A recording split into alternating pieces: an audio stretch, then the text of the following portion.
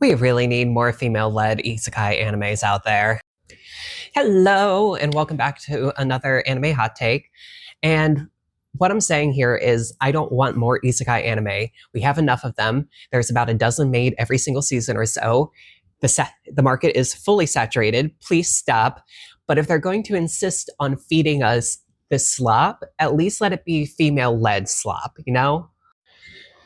I am just tired of seeing these very average, below average men getting whisked away to these fantasy worlds and eventually getting a harem of underage girls underneath their belt. Like, it's really gross, it's overdone, it's not believable in the slightest.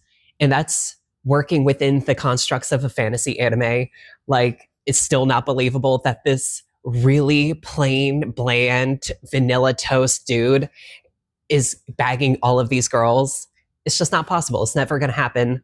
Stop trying to make these self-insert animes. Now, I'm not saying that all male-led isekai animes are slop.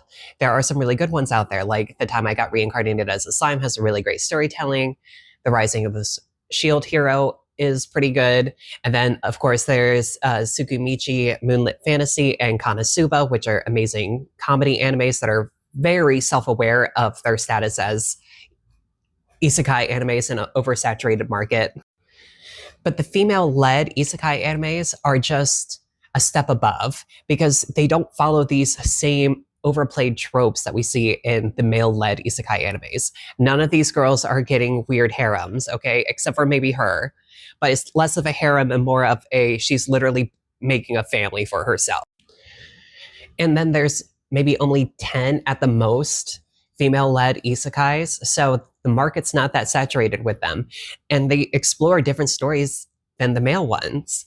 They follow this idea of female friendship, themes of love and acceptance of oneself, of the found family trope, which is not what the male isekais do when it's a harem.